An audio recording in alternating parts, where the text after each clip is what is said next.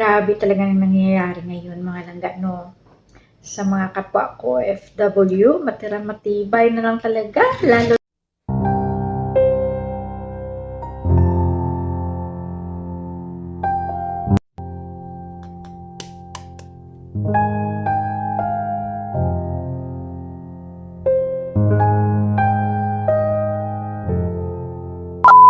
magandang buhay, kamusta kayo? At sana'y okay lang kayo. And welcome sa aking channel. At grabe talaga ang nangyayari ngayon mga langga, no? Lalo na dito sa Middle East, nung nakaraang buwan, grabe talaga yung mga pinagdaanan namin dito. Yung nerbiyos, yung nag-aalala ka, na paano na, ang bukas, pasalamat ka na pagka next day ay okay pa.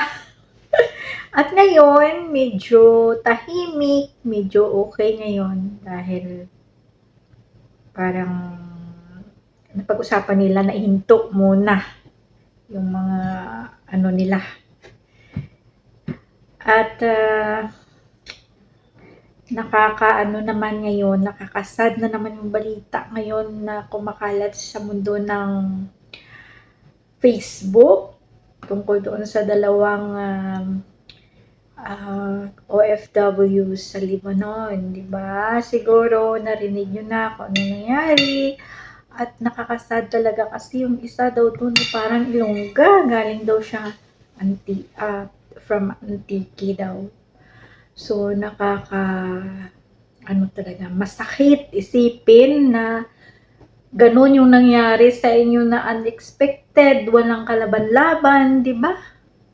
Na matagal ka na sa bahay ng amo mo tapos hindi mo akalain na alaga mo pa yung gagawa sa inyo ng ganun, di ba?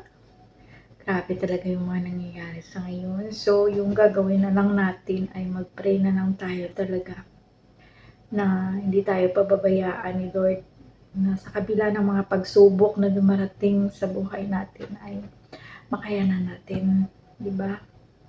Ganyan talaga ang buhay. Sabi nga nila, habang buhay, kakambal na rin natin yung mga trials, yung mga pagsubok, mga problema, mga alalahanin, pero once na isurrender natin ang lahat na yan sa taas, ay malalampasan natin. O, di ba? So, shout out no sa lahat ng mga OFWs around the world. Sana ay mag-ingat tayong lahat at mabuhay tayong lahat.